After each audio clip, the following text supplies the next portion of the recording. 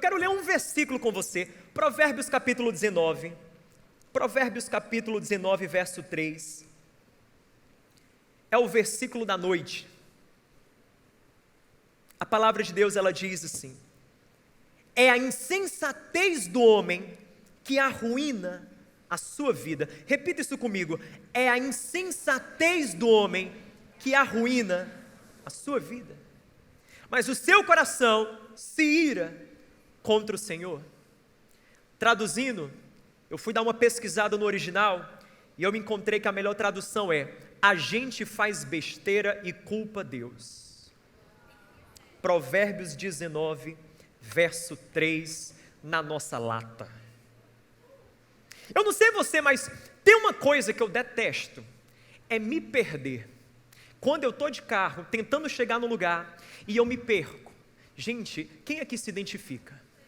Meu Deus, se identificou, a irmã ali chegando. Perceba, você sai de casa, certo de que você sabe o caminho. Tanto que você nem consulta, nem pergunta, você não coloca no GPS, para que o Waze? Eu sei de tudo. Aí você vai, começa, vai seguindo, no meio do caminho você começa a perceber que você está meio que andando em círculos, não chega no lugar. Fortaleza em obras então, a rua que você pensava que estava aberta não está mais, quando você vê tem um túnel, um buraco, uma obra, alguma coisa, retorno, desvio, aí de desvio em desvio, você se perde, não sabe mais como chega, ou coisa estressante. Eu confesso a você, confissão minha, ok? Ore por mim, um pecado que eu tenho, perco o domínio próprio quando eu me perco. Domínio próprio vai embora, eu começo a ficar agoniado. Eu começo logo a culpar quem está comigo. Eu viro para a pessoa do lado e digo assim: como é que você não me avisou que era tão longe assim? Tem essa, eu sei que tem gente se identificando aqui. Gente que vira para a pessoa do lado e diz assim: se você tivesse me dito que era tão longe, eu não teria vindo. Não tem essa? Tem gente que culpa a complexidade do endereço do outro. Ele diz assim: como a pessoa se esconde desse jeito? Essa é a fama, não é verdade? Quando você está indignado e você está se perdendo, você fala qualquer coisa, você culpa até o endereço da pessoa, a coitada mora lá porque é o jeito. É o canto que ela tem para morar, você tem o teu, ela tem o dela. Enfim, mas você fica se perguntando, mas como a pessoa se esconde? Eu não sei você. Agora o melhor é quando eu perdido, aí, porque assim, você sabe que companhia telefônica hoje é uma maravilha, você paga tão caro, tenta acessar a internet quando precisa, o negócio não funciona. Aí eu vou lá, tento acessar o meu Waze, funciona? Não, não funciona. Ele dá aquela mensagenzinha irritante, ele diz conexão interrompida. Aí você fica, né, ok, tá, o que é que eu faço? Vou pedir, então, orientação, abaixo o vidro e pergunto para a pessoa: você tem alguma dica para me dar, enfim, para onde é que eu vou? Eu estou indo para tal lugar. Aí a pessoa diz: eu não sou daqui. Eu fico impressionado com a quantidade de turistas na cidade de Fortaleza. Às vezes eu me pergunto, não tem um residente na cidade de Fortaleza. Todo mundo que eu abaixo o vidro diz que não é do lugar. E eu me pergunto, criatura, o que é que tu está fazendo aqui? Vai para o teu lugar. Me fala quem é daqui. É impressionante. Nunca eu acho a pessoa nativo.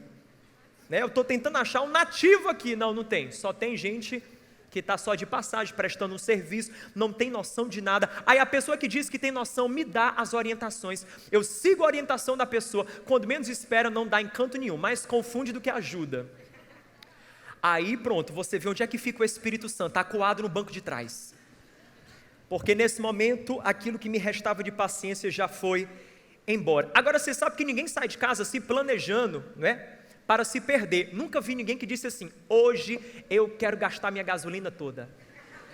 Afinal de contas está barata, por que não? Fazer um turismozinho, se perder em ruas, né, desconhecidas. Enfim, andar sem propósito é o meu hobby de hoje. Não conheço ninguém que se planeja para se perder. A gente se perde porque não estava preparado. Sim ou não? Escuta uma coisa. Tem muita gente nesse lugar, perdido no trajeto da vida. Tem pessoas se perguntando: João, eu não sei como é que eu vim parar, onde eu vim parar na minha vida. Não sei como é que a minha história virou essa bagunça. Como? Provérbios 19, verso 3. A insensatez do homem arruína a sua vida. Escolhas insensatas, escolhas insensatas, escolhas insensatas conduziram você no lugar onde você se encontra. Não foram os outros, não é o passado, não é a crise, não é o governo, nada disso. Provérbios 19, 3 são escolhas insensatas. Sabe o que é que eu percebo? Quando eu me perco indo a certo lugar, geralmente é porque eu ignorei o que eu não podia ignorar. Eu tenho uma mania de acelerar demais. O que é que acontece? Eu acabo passando da entrada que eu devia fazer o contorno. Eu não fico ligado nas placas, na sinalização que havia no meio do caminho. Eu não escuto alguém que às vezes está no banco de trás e sabe como chegar.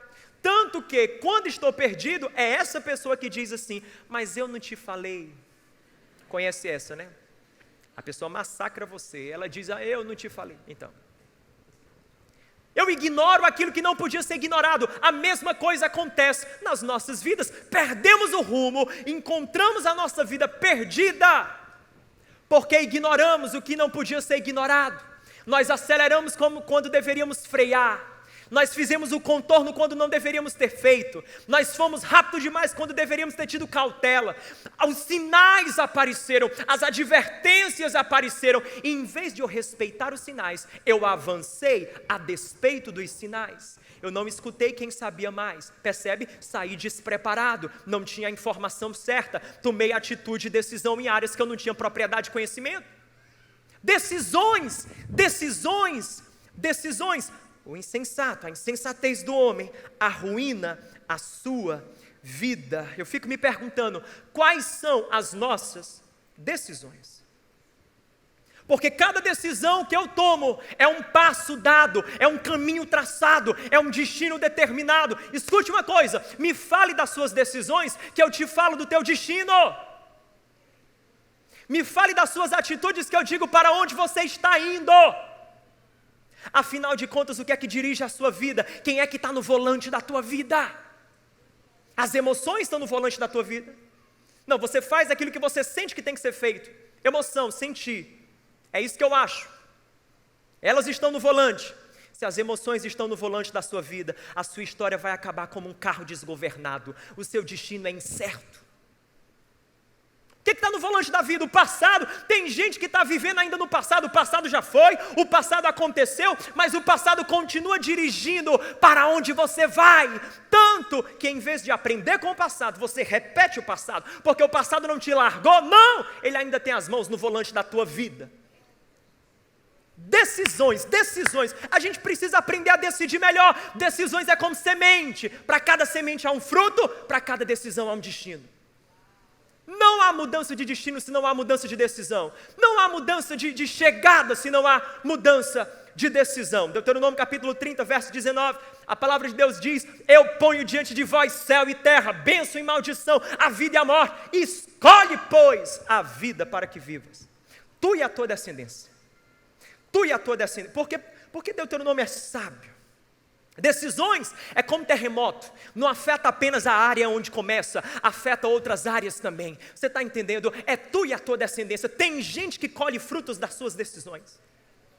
Seus filhos sentem o poder das suas decisões, sua esposa sente, seu esposo sente, seus negócios sentem, o funcionário sente, os liderados sentem, a igreja sente, o ministério sente, outros sentem. O poder das suas decisões. Decisões é um poder explosivo. E não faz desabar apenas você, desaba os outros também. É um poder explosivo. Quando eu leio a Bíblia, eu fico me perguntando quem seria Moisés, se ele não tivesse decidido ir a Faraó. Eu fico me perguntando quem seria Noé, se ele não tivesse decidido construir a arca. Eu fico me perguntando quem seria Neemias, se ele não tivesse decidido construir a muralha. Eu fico me perguntando quem seria Pedro se ele não tivesse decidido largar as redes e deixar de ser um pescador de peixes para ser um pescador de homens. Você está entendendo o que eu estou falando? Eu estou falando sobre decisões essa noite. Decisões moldam o teu destino. Seu destino é a cara das suas decisões. É a cara das suas decisões. Ninguém é melhor do que a sua habilidade de fazer decisões sábias. Você pode ser formado, você pode ter uma grande formação acadêmica, você pode ter dinheiro ou não ter dinheiro, você pode ter apoio ou não ter apoio, você pode ter amigos ou não ter amigos, você pode ter pessoas que acreditam ou não em você pode ter pessoas que dão suporte aos teus sonhos ou não, você pode ter gente como não ter, você pode ter pessoas que te elevam ou não, você pode ter pessoas que te elogiam ou que te criticam. Não são as suas condições, são as suas decisões que moldam o seu destino. Você está entendendo o que eu estou falando? Está fazendo sentido na sua mente? Deus está falando com você. Não são as suas condições, não são as suas condições. Não venha para mim falar de condições, venha para mim falar de decisões. Não venha para mim falar de condições, vamos falar de decisões. Condições a gente sabe, condições é desculpa, condições é sempre uma justificativa. Não. Vamos falar de decisões. Decisões, aquilo que está na nossa mão, esse poder explosivo que Deus nos deu, chamado decisões. Adão, no jardim do Éden, tudo perfeito, lindo, usou o seu poder de decisão contra Deus. Ele se rebela contra Deus, ele é desobediente à voz de Deus. E o que acontece? O pecado se introduz na raça humana. Jesus, em outro jardim, o jardim do Getsêmani, ele estava sob pressão, agonia, sofrimento, tentação, medo, tudo contra.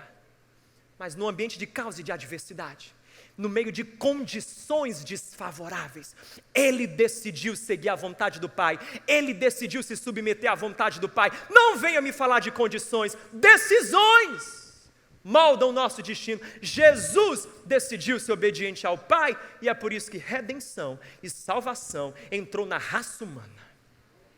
O primeiro Adão decidiu contra Deus, o segundo Adão decidiu por Deus. Você está decidindo pelo quê? Você está decidindo como? Você está decidindo de qual forma? Você está decidindo de qual jeito? Com quais valores? Você está decidindo a partir de quais critérios? Ou você acha que você vai esbarrar no destino certo por acidente? Não existe isso. Ninguém acerta o destino de Deus por acidente. Não há isso. Nunca vi ninguém chegar num determinado destino e dizer, não, cheguei por acidente, fechei os olhos e pronto, de repente cheguei, apareci lá. Não, Deus não trabalha com teletransporte, Deus trabalha com caminhos. Você vai ter que trilhar caminhos, você vai ter que reconhecer sinais, você vai ter que ouvir conselhos, você vai ter que aprender a usar esse órgão que existe aí na tua cabeça, chamado cérebro. Pensar é isso que nós vamos precisar, para discernir a vontade de Deus nas nossas vidas, para plantar, semear decisões sábias e então colher destinos nobres. Tem muita gente com sonhos e desejos nobres, mas os seus caminhos são precários. E você não chega com caminhos precários em destinos nobres. Você não chega com decisões tolas no destino do sábio. Não chega. Nós precisamos mudar as nossas decisões. Essa série é sobre isso. É sobre decidir melhor. Vira para quem está perto de você e diga, decida melhor. Eu não sei você, eu preciso aprender a decidir melhor, porque há momentos que eu me encontro exatamente assim, no meio de um lugar, um ambiente na minha vida, que eu digo, Deus, como é que eu vim parar aqui? E Deus me responde, João, foram as suas decisões. Você decidiu, foram as suas escolhas. Eu não sei você, eu preciso aprender a decidir melhor. Eu preciso aprender a ter escolhas mais assertivas, escolhas mais sábias. Sabe por quê? Porque eu sei, são as minhas decisões que escrevem a minha história. E eu quero escrever uma história que deixa um legado, que abençoa pessoas, que impacta corações, que glorifica o nome de Jesus. Você está entendendo? Decisões, precisamos aprender a decidir melhor. Essa série é sobre isso, é sobre eu e você, nós, juntos, nos comprometermos com a nossa vida. Essa série não é para quem tem um compromisso mais ou menos com a vida. Gente que diz assim, para mim tanto faz como tanto fez acertar o destino. Para mim tanto faz como tanto fez ficar virando, girando em círculos, gastando o meu combustível até parar. Porque tem gente que acontece isso. Gira tanto em círculos e em certo momento estagna na vida, não tem mais combustível, e não tem porquê, porque usou o trajeto errado, o caminho errado, claro. Essa série não é para pessoas que têm um compromisso mais ou menos, Um compromisso mais ou menos com o ser pai, o ser mãe, o ser profissional, o ser um discípulo de Jesus. Não, meu compromisso é mais ou menos com a minha vida. Não há muito interesse, não há muito compromisso. Eu não estou lá no fundo do meu coração comprometido com isso. Se você tem esse compromisso mais ou menos, não é para você. Porque essa noite eu vou pregar para quem está comprometido em fazer alguma coisa com a vida que tem. Eu vou pregar para quem está disposto a pegar a vida que tem e dizer: eu vou fazer diferença com a minha vida. Eu vou ser o pai que eu não tive, a mãe que eu não tive, o profissional que eu não fui. Eu vou ser o líder que eu não tive. Eu vou ser sim um discípulo de Jesus. Eu vou ser alguém que ama a Deus, serve pessoas, abençoa coração. Eu vou ser. Gente que está decidida por isso. Você está entendendo? Não é gente que acha, porque eu conheço muita gente que diz: eu quero acertar na vida, mas esse querer é aquele querer mais ou menos. Permita-me o uso da expressão. É aquele querer, abre aspas, paia. É aquele querer paia. É aquele querer que quando eu pergunto: você quer mesmo? A pessoa: eu quero. Você quer mesmo? Eu quero. Cada vez que eu pergunto mais intenso, a resposta é mais frouxa.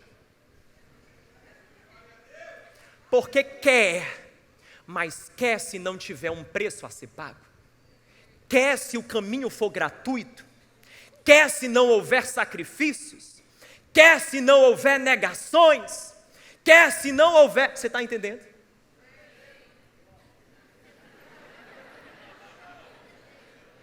Essa série não é para quem está mais ou menos comprometido com a vida, é para quem está dizendo: João, estou contigo, eu quero que a minha vida faça diferença, eu não estou disposto a desperdiçar a vida, eu tenho uma vida e uma vida somente, eu não vou jogar fora, eu não vou deixar passar, eu não vou entregar aos outros, eu não vou colocar minhas emoções no volante da minha vida, não, a minha vida é preciosa demais para virar um carro desgovernado, eu quero o destino de Deus na minha vida.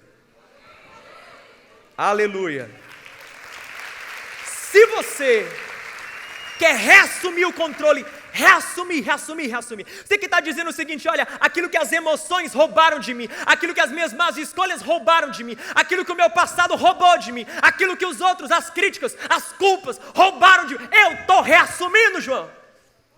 Essa noite eu estou colocando de novo no volante as minhas mãos, e eu vou reassumir. Tem gente que diz assim: eu entreguei minha vida para Deus. Você só entrega para Deus aquilo que você tem. Se você não reassume o controle da sua vida, não tem como você dar para Ele, porque você não a tem.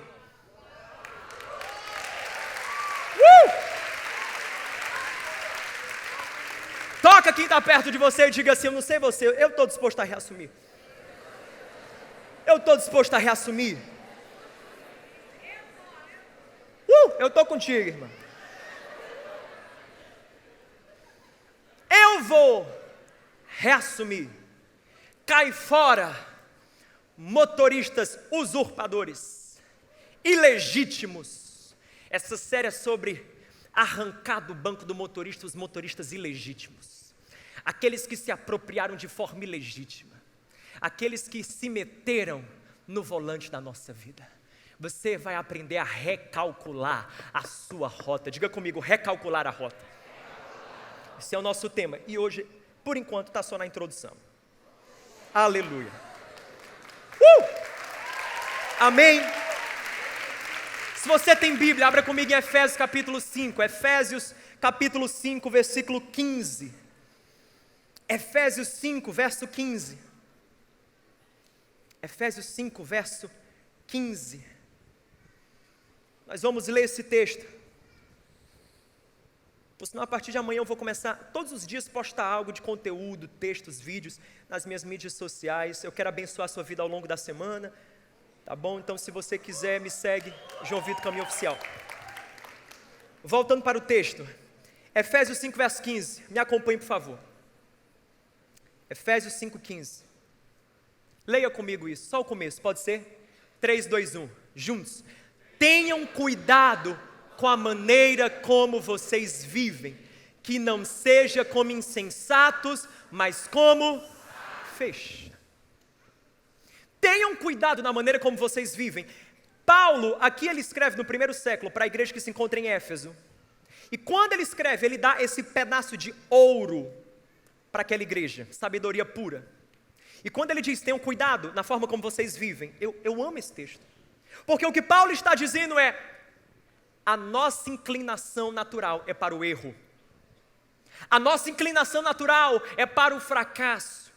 A nossa inclinação natural é para a tolice, é ser precipitado, é ser imprudente, é ser insensato. E é por isso que ele fala no verso 15, tenham cuidado, ou seja, pense, calma, tire o pé do acelerador, avalie a situação. Não leve a sua vida de qualquer forma, não ache que você vai esbarrar no destino certo por acidente, escute. Você não acerta os destinos na vida de forma acidental, você acerta os destinos que Deus tem para você de forma intencional. Você precisa ser intencional, você precisa pensar bem, você precisa trilhar o caminho correto. Tenham cuidado, é isso que ele está dizendo, tenha cuidado. Tenha cuidado, porque se você não cuidar, você vai cair. Versículo 16, continua o texto, Efésios 5,16. Ele fala então, aproveitando ao máximo cada oportunidade, porque os dias são maus. E no versículo 17, Efésios 5,17, ele fala para nós algo precioso, ele diz, portanto, não sejam insensatos, mas procurem, leia comigo, procurem, 3, 2, 1, compreender qual é a vontade. Procure compreender a vontade do Senhor. Tem muita gente que chega e diz, João, eu quero viver a vontade de Deus na minha vida. Eu estou diante de uma decisão e eu quero saber qual é a vontade de Deus para mim. E aí, como é que eu faço? E eu sinto que às vezes as pessoas esperam, elas acham que a vontade de Deus vai vir até a vida delas de uma forma mágica, instantânea. Elas vão orar, o anjo vai vir, batendo as asinhas, com a auréola na cabeça, e vai dizer assim, eis que te digo, a vontade do Senhor para ti é essa, não aquela. É a loura e não a morena. É morar em Fortaleza, não em Natal. Você percebe? Instantânea. É como se a vontade de Deus fosse algo que você descobre. Ei, Paulo está dizendo que a vontade de Deus, por favor, pega isso. A vontade de Deus não é algo que você descobre. A vontade de Deus é algo que você discerne. Você não descobre, você discerne. Tem uma diferença, João? Ah, mas claro que tem. Muita diferença. Eu te digo qual a diferença. A diferença é o seguinte. A vontade de Deus, você descobrir ela, é como se de repente, em algum lugar no universo, existisse uma espécie de biscoitinho da sorte, que você pudesse quebrar, tirar aquele papelzinho branco e tivesse escrito a vontade de Deus para você, pá. Então tudo que você precisa na vida é orar muito, falar com algumas pessoas, e então achar onde é que está, onde é que o anjo está, o profeta está, onde é que está. Deus falando a vontade dele para você. Mas Paulo não está dizendo isso. Paulo está dizendo, busque compreender a vontade de Deus. Porque sabe como é que você chega na vontade de Deus? Por meio da compreensão. Compreensão é você pensar, refletir, meditar, analisar. É você olhar para a situação, você pesar os prós e os contras. É você olhar para aquilo, usar os princípios da palavra de Deus. Uma mente abastecida pela palavra, com os princípios da palavra, renovada pela palavra. Com essa bagagem, você vai analisar a situação, pensar, ponderar, considerar as possibilidades e então chegar na vontade de Deus. Então, se você está esperando viver a vontade de Deus, como se a vontade de Deus fosse chegar até você de uma forma mágica, instantânea, esqueça. Você vai ter que usar a cabeça. Você vai ter que buscar a palavra, você vai ter que renovar sua mente na palavra, você vai ter que se abastecer dos princípios da palavra, para ter bagagem, para analisar decisões, pensar nas decisões, refletir e ponderar suas decisões a partir da perspectiva da palavra. Isso é compreender a vontade. Aí você diz, como fazer isso? Como, João? Como? Ele diz, Paulo falou, não como insensatos, mas como sábios. Precisamos ser sábios. Para compreender, para discernir a vontade de Deus, precisamos ser sábios. E aí fica a pergunta, como ser sábio? Eu quero falar para você das 3 atitudes do sábio, ou se você preferir, as 3 atitudes que nos conduz à sabedoria. Você está com o coração aberto para receber? Amém. Estive estudando Provérbios, porque Provérbios é um livro escrito por Salomão, o homem mais sábio que já existiu. Isso porque a Bíblia diz, não porque eu acho, a Bíblia diz. A Escritura fala que foi Salomão que pediu a Deus sabedoria, e Deus deu a ele uma sabedoria descomunal, sobrenatural. Tanta sabedoria que ele se tornou o homem mais sábio de toda a história. Salomão, ele escreve algumas das peças literárias que constituem o Antigo Testamento, dentre elas, Provérbios, que tem 31 capítulos, fica a dica, você pode ler um por dia, e em um mês completar Provérbios. E Provérbios é lotado, permeado de sabedoria. E estudando Provérbios, eu cheguei à conclusão de que o sábio, ele tem 3 atitudes na vida dele. Portanto, os meus pontos eu vou fundamentar no livro de Provérbios, amém? Primeira atitude, ou se você quiser dizer, a primeira decisão do sábio é buscar o conhecimento. Diga, buscar o conhecimento. A segunda é guardar o temor. Diga, guardar o temor. A terceira é, o sábio, ele é aquela pessoa que além de buscar o conhecimento e guardar o temor, procura o conselho. Diga, procura o conselho. Vamos lá comigo, ele busca o conhecimento. Diga, buscar o conhecimento. Guardar o temor. Procurar o conselho. Mais uma vez, buscar conhecimento. Guardar o temor. Procurar o conselho. Vire para quem está perto de você e diga assim: eu vou buscar o conhecimento, guardar o temor e procurar o conselho. Eu vou. Acompanhe comigo esses 3 pontos, as 3 atitudes do sábio. Se você está com o coração aberto para aprender, diga amém. Amém. Se você quer mais de Deus, diga eu quero. Amém. Pelo visto você quer, então, pedir, dar-se-vos-á. Amém. Deus dará. Buscar o conhecimento é o primeiro hábito do sábio. Ele busca o conhecimento. Provérbios 4:7. O conselho da sabedoria é: procure obter sabedoria. Use tudo que você possui para adquirir entendimento.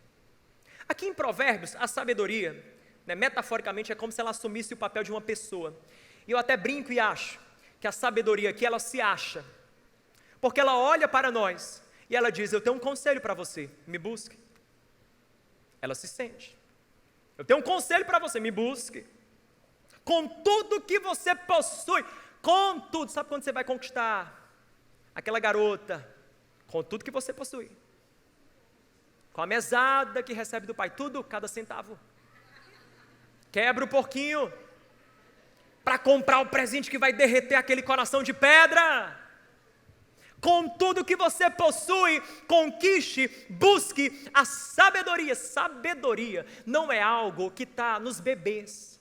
Ninguém nasce com sabedoria. A sabedoria não é algo inato. Entende? A natureza humana não está dentro de nós. Se você quer ser sábio, você vai precisar buscar sabedoria. Sabedoria não está aqui, sabedoria está ali. Sabedoria está em fontes externas. Sabedoria, eu não nasci com sabedoria, você não nasceu com sabedoria, ninguém aqui, não me venha falar que lá na maternidade você estava dando aula de sabedoria. Ninguém nasce sábio, assim como ninguém nasce tolo. Nós nos tornamos sábios, nos tornamos tolos.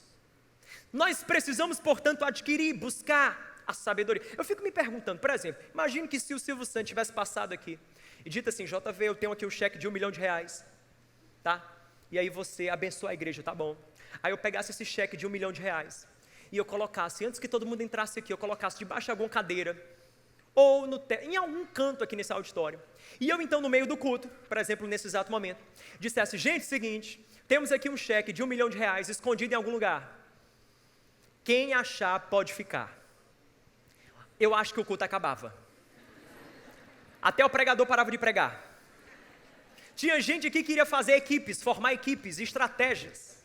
Ia dizer: não, vamos nos unir aqui, nós 10, porque aí a gente se divide, não é verdade? E quem achar um acordo, a gente divide o valor.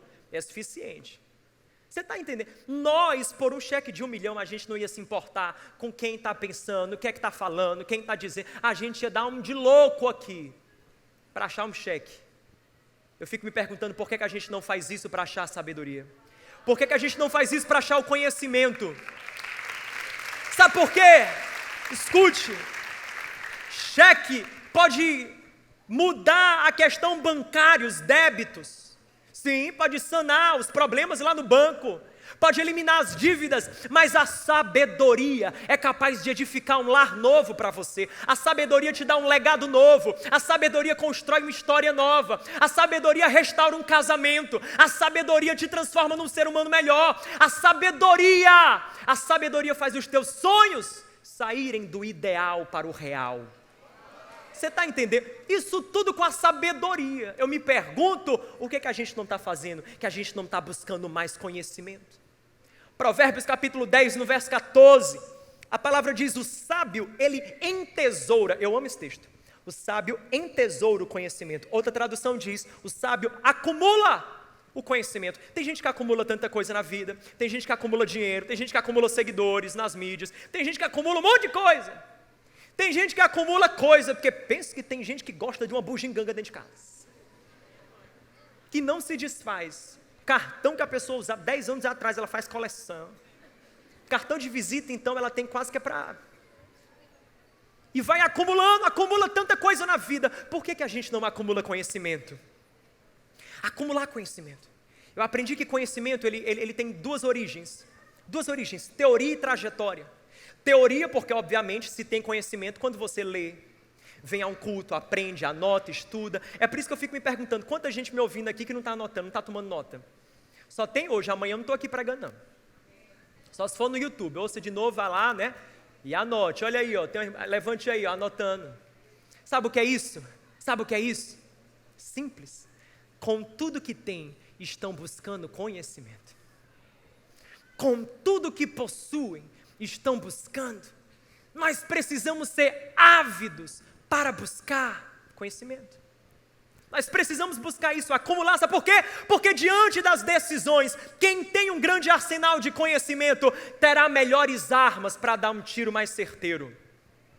É isso que o conhecimento faz, nos ajuda a dar um tiro mais certeiro, nos dá mais orientação diante de uma decisão.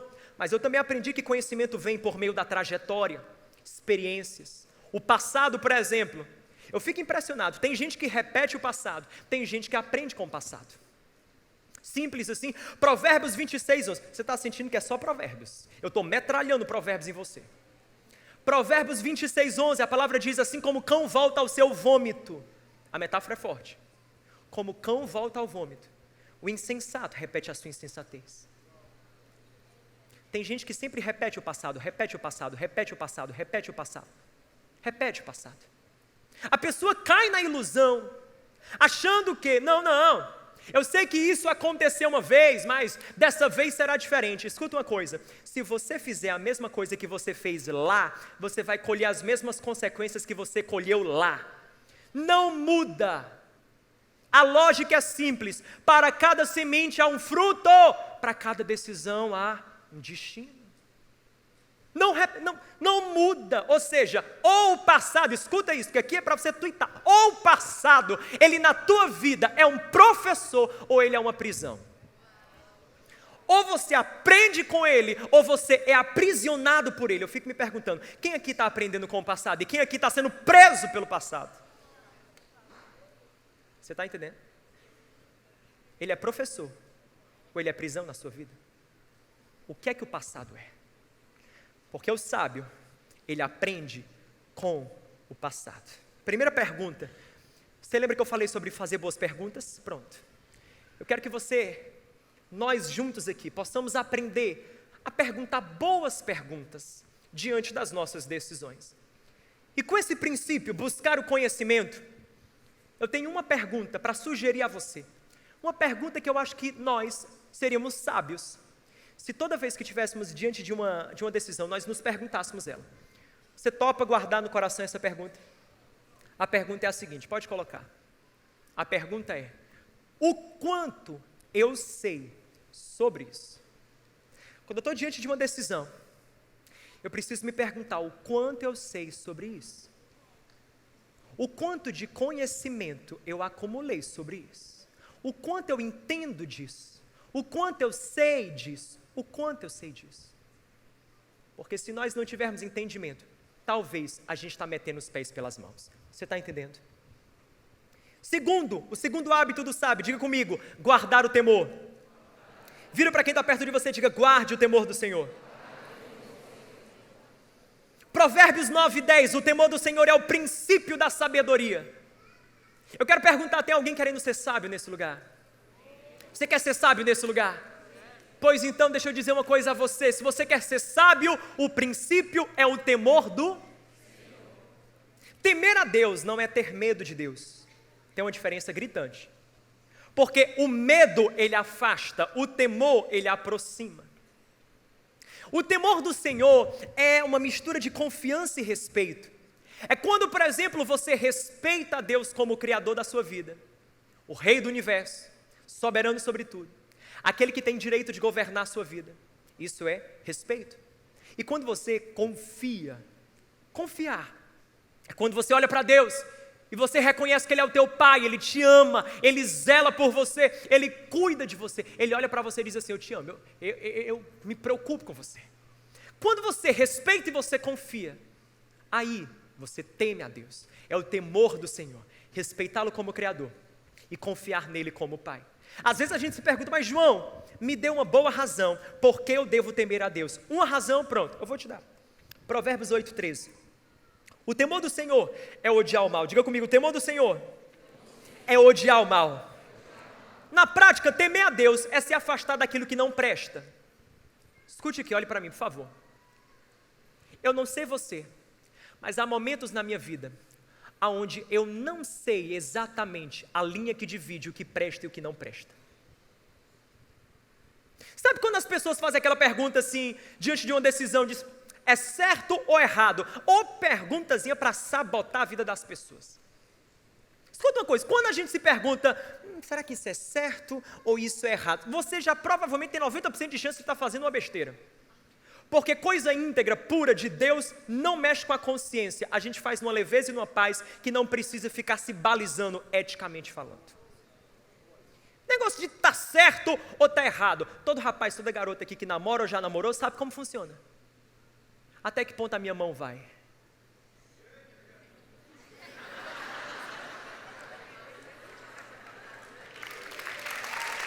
Tá certo ou tá errado? Ei, vem cá, é certo ou errado? Será que a gente está errado? A gente está certo ou está errado? Ir para certo lugar, para aquele lugar lá, vai dar um pessoal: não, mas assim, eu vou, mas eu não vou fazer isso aqui. Não, se eu for para fazer isso, está errado. Se eu for para não fazer, é certo. Está certo ou está errado? Escuta, essa pergunta de certo e errado é para quem está querendo viver no limite. Sabe aquele limite? Aquele limite da vida onde até que ponto eu posso estar errado sem estar errado. Porque existe isso. Até que ponto eu posso estar errado sem ser considerado errado? Até que ponto eu posso estar sujo sendo considerado ainda limpo? Está fazendo sentido? Eu não sei com você, mas isso comigo acontece. Porque eu também não sei com você, mas comigo, confesso, meu coração, ele tem uma tendência de produzir umas justificativas boas para coisas que não valem nada. Aliás, eu digo mais, deixa eu falar uma coisa para você, também não sei com você, mas comigo, acontece uma coisa. As minhas piores, escute aqui, olha aqui para mim. Para as minhas piores decisões, eu tenho as melhores desculpas.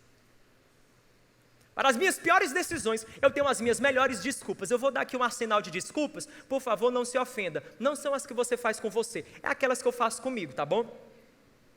Abre aspas, olha a minha desculpa. Isso não vai machucar ninguém. Desculpa. Eu vou fazer porque não vai machucar ninguém. Eu vou fazer porque, assim, farei apenas uma vez. É só hoje. Não vou repetir mais. Só hoje. Olha, tá, eu vou fazer, mas eu vou tomar cuidado. Farei isso, mas tomarei cuidado. Desculpa, essa é boa. Atolamos o pé na jaca com essa. Tem essa outra também. Faz muito tempo que eu não tenho disso. Estou precisando de um tempinho off, né? Uma coisinha a mais. E essa outra, eu vou fazer, mas assim, no momento que der problema, eu pulo fora. Quando eu não conseguir lidar mais com isso, eu pulo fora. Sejamos sinceros, para as nossas piores decisões, a gente arquiteta as melhores desculpas. É por isso que eu entendo que o temor do Senhor, ele é tão importante. Sabe por que ele é tão importante? Porque ele me ajuda a perceber aonde há mal, mesmo quando eu não vejo que há mal. Deixa eu dar um exemplo. Quando eu era criança, minha mãe está aqui. Quando eu era criança, eu tinha mania de vez em quando, não sempre, mas de vez em quando caía, né, alguma coisa no chão. Eu pegava do chão e comia normal, achava que estava bem. Por exemplo, o pirulito caiu, rolou na areia, fica até mais crocante. E aí, perceba, para mim está normal porque, caindo ou não no chão, o sabor é o mesmo. Mesmo doce. Coloque de volta, o gostinho ainda está bom. Ainda mais que tem a regra dos 3 segundos. Caiu no chão, 3 segundos, pode resgatar ele. É cientificamente comprovado, não acontece nada. Você dá só um sopro, soprou, pronto. Ah, quem já fez isso? Confessa aqui quem já fez. Pronto, tá bom, irmãos. Caiu, enfim. Obviamente minha mãe, minha avó está ali. Dizia, menino, não faz isso. E eu não entendia por quê. Ela caiu no chão. E eu ficava pensando, mas caiu no chão, o que é que tem a ver cair no chão e não pegar mais? Qual é a relação que isso tem? Não tem relação nenhuma, não faz sentido. Caiu no chão, pronto, eu peguei de volta. O sabor é o mesmo. A diferença é porque ela tinha tido aulas de ciências. E nas aulas de ciências ela aprendeu sobre micróbios, né? Aprendeu sobre negócio enfim, bactéria, vírus. Ou seja, tem uns bichinhos lá no chão que contaminam o alimento. E se eu ingerir, vai fazer mal. Ela sabia o que eu não sabia. Ela entendia do que eu não entendia. Ela via o que eu não via. Escuta uma coisa. Tem muita coisa que Deus está dizendo, não pega do chão e lambe, por uma coisa. Porque você está preocupado com o sabor. Deus está preocupado com a saúde. Você está preocupado com o sabor. Deus, mas prova bem, está com o mesmo gosto, está com a mesma delícia. Deus está falando, pode ser que o gosto está bom agora, mas eu quero saber como é que vai estar o gosto daqui a algum tempo, quando você estiver acamado. Você está preocupado com o sabor, Deus, estou preocupado com a tua saúde. Eu vejo o que você não vê, eu sei o que você não sabe, eu entendo do que você não entende. Provérbios capítulo 3, a partir do verso 5, toma mais um provérbio aí para ti. Provérbios capítulo 3, a partir do verso 5. A palavra de Deus diz, confia no Senhor, e não se apoie no seu próprio entendimento. Reconhece o Senhor e Ele endireitará as tuas veredas. Não seja sábio aos teus próprios olhos, teme a Deus e afasta-te do mal. Não seja sábio aos teus olhos, não seja aquele que se acha o dono da razão. Reconheça que Ele sabe o que você não sabe, Ele entende o que você não entende, Ele conhece o que você não conhece, Ele pode aquilo que você não pode, Ele compreende o que você não compreende. Portanto, quando Ele fala, escute. Não pegue do chão o pirulito que caiu e Deus está dizendo, não faça isso. Portanto, a pergunta agora para mim e para você não é mais, diante de uma decisão, dizer, é certo ou errado? Não. Eu tenho uma outra pergunta, mostra aí, coloca, outra pergunta mais profunda, essa pergunta aqui. Toda vez que você estiver diante de uma decisão, se pergunte isso. Isso honra a Deus. Porque para a pergunta de certo e errado, eu não sei você, eu sou especialista em achar uma boa desculpa, uma boa justificativa, mas para essa, parece que quando eu me pergunto essa pergunta, a minha máscara cai. A minha máscara cai. Eu fico sem escolhas, porque ela é muito mais profunda. Ela é uma pergunta que mexe até com as minhas motivações. Isso honra a Deus. Isso honra a Deus. Toda vez que você decidir, guarde o temor do Senhor. Como? Fazendo essa pergunta. Isso honra a Deus. Eu quero dizer a você, há uma promessa para aqueles que temem a Deus. Salmo 25, verso 12. Ao homem que teme o Senhor, Ele o instruirá no caminho que deve escolher. Sabe o que é isso? Temor, ele traz direção. O homem que respeita a Deus, a mulher que respeita os princípios de Deus, não andará perdido. Sempre vai ter uma rota diante de você.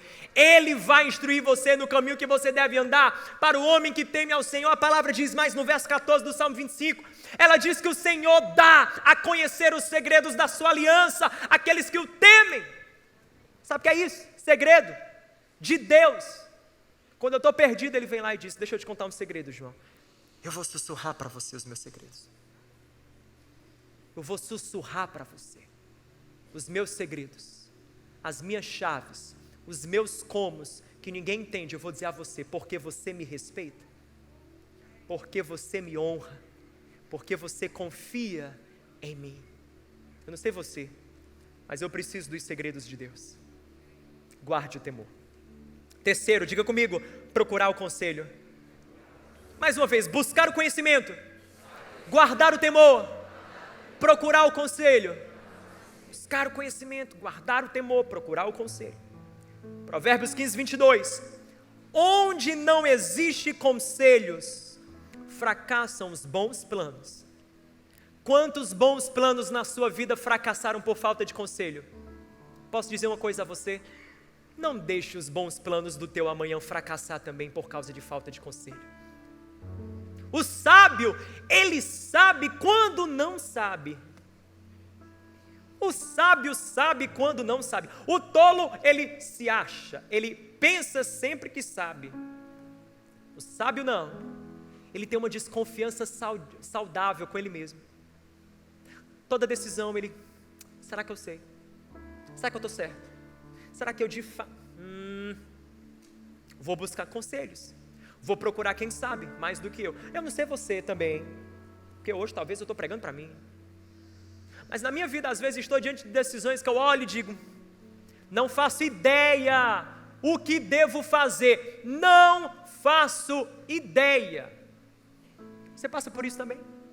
Decisões que você não faz nem ideia. Nem ideia do que você tem que fazer. Olha a dica, olha o princípio de Deus, olha a palavra de Deus nos dizendo, quando a gente não sabe o que fazer, procure quem sabe. Procure quem é abençoado. Procure gente que tem frutos nessa área que você quer ter frutos. Quer ter fruto na sua relação com Deus? Procure gente que anda com Jesus. Quer ter fruto na sua área amorosa? Procure por gente que tem isso de forma acertada, sólida, saudável, que tem fruto nisso. E não esse pessoal desarrumado na vida, desentendido com tudo quanto é, enfim, por aí vai te dando conselho. Ei, esses conselhos aí, não, cai fora, esse conselho aí vem de baixo, não vem de cima não, meu filho. Isso não é conselho, é laço. Você está entendendo? Não é conselho. Conselho que a palavra está dizendo é de quem sabe, é dos conselheiros, é de quem conhece. O sábio, ele é pronto a ouvir, diga comigo, pronto a ouvir, receptivo à correção, cerca-se de conselheiros. Simples assim. Procure o conselho, esteja pronto a ouvir, receptivo à correção, se cerque de conselheiros. Essa é a terceira pergunta. Eu vou colocar para você mais uma pergunta. Pode ser? Você pode guardar essa pergunta? Coloca essa pergunta. Quando eu estou diante de uma decisão, se Provérbios 15, 22 me fala que os bons planos só prosperam com o conselho, a pergunta que eu preciso fazer, quem sabe melhor do que eu? Leia comigo, 3, 2, 1. Quem sabe melhor do que eu sobre isso? Quem sabe? Pergunte. Procure conselho, que você achará sabedoria. Diga comigo, buscar o conhecimento, guardar o temor, procurar o conselho. Vire para quem está perto de você e diga, busque o conhecimento, guarde o temor e procure o conselho. Quer recalcular a sua rota? Busque o conhecimento, guarde o temor e procure o conselho. Balance quem está perto de você e diga, para recalcular, decida melhor, busque o conhecimento, guarde o temor, procure o conselho, busque o conhecimento, guarde o temor, procure o conselho. É assim que nós temos destinos melhores. Você está dizendo, João, maravilhosa, uau, muito legal, gostei de tudo, mas assim, estou perdido, e aí, como eu saio dessa? O que é que eu faço? Não vejo saída. Como recalcular a rota? Buscar conhecimento, ok? Guardar o temor, tá bom? Procurar o conselho. Eu sei, vou começar a aplicar, mas e aí? O que você me diz? Eu digo a você, amanhã não precisa ser exatamente como foi ontem. O que já foi, já foi. Rompa as pontes com o passado, construa suas pontes com o futuro. Seu futuro começa agora, ele está em construção nesse momento. Cada decisão que você toma é um tijolo que você coloca nessa construção chamada futuro. Busque o conhecimento, guarde o temor, procure o conselho, se você não tinha um hábito de entesourar o conhecimento, se para você conhecimento tanto faz como tanto fez, mude isso hoje, mude, decida mudar. Começa a acumular o conhecimento. Você precisa de um arsenal. As suas decisões são grandes demais, importantes demais, para você lidar com elas de forma tola, insensata, vazia de conhecimento. Se você não guardava o temor do Senhor, guarde agora. Larga o pirulito, que Deus está dizendo assim: o sabor está bom, mas a saúde que Ele vai gerar em você é péssimo. Larga isso, deixa isso, guarde o temor. Simples, guarde o temor do Senhor, confie nele. Reconheça-o, Ele vai endireitar suas veredas. E procure o conselho, procure gente que sabe, procure pessoas que te abençoam, procure pessoas que têm frutos nessa área que você quer ter. Pergunte, seja humilde, ouça, pronto a ouvir. Você fala demais, ouça um pouco mais. Busque o conhecimento, guarde o temor, procure o conselho. Sabe por que eu estou falando isso? Eu estou falando porque a sua vida não é uma brincadeira. Ela não é um jogo. Errei nessa fase, vou ter uma outra. Não tem aquele recomeço, não tem aquele botãozinho. Quando eu jogava videogame tinha aquele botão, não sei se existe hoje, porque hoje está tão moderno, mas tinha um botãozinho do reset. A gente chamava resetar. Ó, quem conhece essa história? Antiga. Resetar. Você apertava no reset. Ai meu Deus. Apertava no reset, resetava. Ou seja, tudo novo. Deixa eu dizer uma coisa para você. Não tem sempre na vida botão de resetar. Eu posso ser bem sincero com você. Algumas das sementes que você plantou ontem, você vai precisar lidar com os frutos hoje. Eu gostaria de dizer para você que Deus vai arrancar esse fruto, mas infelizmente eu não posso dizer isso para você, porque a lei da semeadura é um princípio que não é quebrado, é como a lei da gravidade. Assim como tudo que está aqui, todo o corpo é atraído para o centro da terra, cai a mesma coisa, cada semente gera fruto. Algumas coisas que você fez ontem, você produziu ontem, sementes que você plantou, você está experimentando os frutos agora? Estou, João. O que é que eu faço, João? Lide com dignidade nos dias de hoje. Não fuja, não finge que está tudo, não olhe para aquilo e diz, não, eu vou, não. Haja com dignidade. Haja com dignidade. Haja com dignidade. Levou para o altar, colocou a aliança no dedo, haja com dignidade. Fez aquele contrato, tem que pagar, haja com dignidade. Haja com dignidade. Lide com dignidade. Feriu alguém, ofendeu alguém, confesse, peça perdão. Talvez você não vai ter essa amizade de novo. E aí, o que é que você faz? Respeite o tempo da pessoa. Lide com dignidade. A gente precisa aprender a lidar mais com dignidade. A gente precisa aprender que nem sempre Deus vai vir e vai faxinar aquilo que a gente melou. Ele vai dizer, pega a vassoura, limpe até onde for preciso, até onde der. O que não der mais, esqueça, deixe virar passado e comece a construir o seu futuro. Simples. Agora eu quero dizer para você, eu digo uma coisa para você, o seu passado não tem mais poder que o seu futuro. Não tem, Deus tem mais reservado para você no seu futuro do que o inimigo roubou ou tentou roubar no teu passado. Há mais, balança quem está perto de você e diga, há mais esperando por você. Há mais. O teu destino é melhor do que o teu começo. O teu destino é melhor que o teu trajeto. O teu destino é melhor que o teu caminho. O teu destino é melhor que o teu hoje.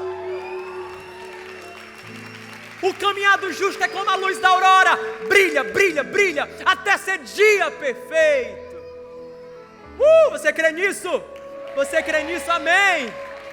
Glória a Deus, eu creio. Portanto, eu quero dizer para você, Jesus te trouxe essa noite para você recomeçar, para você entender que na presença de Deus, no poder de Jesus, há uma oportunidade nova, há um capítulo novo, há um tempo novo para você. Para você. Eu quero convidar você a ficar de pé nessa hora.